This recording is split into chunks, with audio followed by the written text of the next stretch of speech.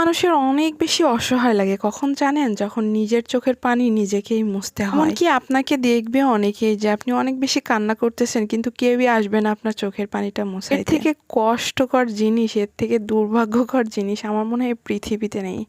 মাঝে মধ্যে আমার এত বেশি কান্না পায়, তখন নিজের কান্নাটা নিজেই মুছি চোখের পানি আর নিজেকে নিজেই সান্ত্বনা দিই।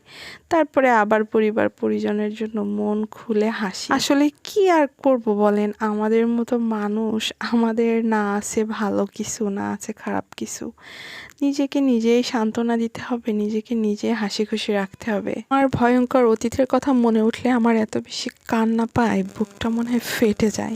আমার জীবনে এমন ভয়ঙ্কর অতীত আছে আমি যেটা হাজার চেষ্টা করলেও ভুলতে পারি না। ছবির মতো ভেসে ওঠে আমার সামনে কিছুদিন পর পর, আর তখনই আমার অনেক বেশি কান্না পায়, হাউ হাউ করে কান্না। আসলে প্রত্যেকটা মানুষের হাসি মুখটার পেছনে যে একটা কষ্ট ভরা মুখ থাকে, আমরা কখনোই সেটা বুঝতে চাই না বা অনেকে বুঝতে দেয় না। আমি হচ্ছে সেরকম একটা মেয়ে, আমি চাই না আমার কষ্টের কথা শুনে বা আমার কষ্টে কেউ কোনো সময় বিন্দু মাত্র কষ্ট পায়। যাই হোক, আমার কষ্টের কথা আপনাদের আর কতই বা বলবো বলেন, আপনাদের তো অনেকই বললাম। আসেন চলেন একসাথে সবাই মিলে কাঁচা আম খাই। আসলে নিজেই কান্না করি আবার নিজেই হাসি, মাঝে মধ্যে তো নিজেকে পাগল পাগলই মনে হয়। আসসালামু আলাইকুম সবাইকে, কেমন আছেন সবাই? আপনারা ভালো আছেন তো? আল্লাহ তাআলা আপনাদের সব সময় ভালো রাখুক, দোয়া করি। কথা বলতে আমার আত্মীয় স্বজনদেরও আমি এতটা বেশি ভালোবাসি না যতটা আমি আপনাদেরকে ভালোবাসি, যারা আমাকে সুন্দর সুন্দর কমেন্ট করে। এক একটা কমেন্ট পড়তে আমার এত বেশি ভালো লাগে, আমি এত বেশি আনন্দিত হই আপনাদের বলে বোঝাইতে পারবো না। এই দেখেন, এত অল্প বয়সে আমার আই প্যাক হয়ে গেছে, সেটা আপনাদের কি আর বলবো। এই জন্য বরফের মধ্যে আমি নিজের মুখটা সকালবেলা উঠে চুবাই, যাতে আমার চোখের ফুলার দাগটা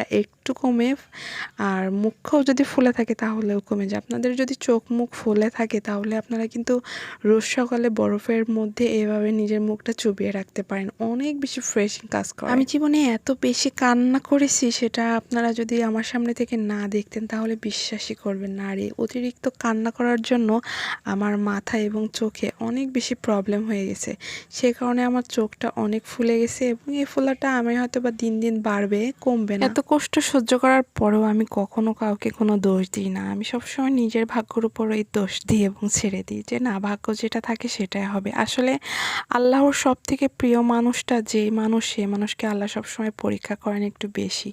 আমার না হয় পরীক্ষার ভাগটা বেশি, এই জন্য আল্লাহ আমার এত কষ্ট দেন। সমস্যা নাই, যেদিন মরে যাব সেদিন সব সমস্যাগুলো দূর হয়ে যাবে, এই চিন্তা ভাবনা করেই প্রত্যেক দিনটা কাটিয়ে দিই। দেখুন আমাদের বাসায় কতগুলা কলা, আমি সেদিন আপনাদেরকে কাঁচকলা দেখিয়েছিলাম, আর আজকে এগুলো পেকে গিয়েছে। আর এই পাকা কলাগুলো খেতে খেতে এত বেশি মজা কেন বলুন তো? কারণ এগুলো হচ্ছে গ্রামের।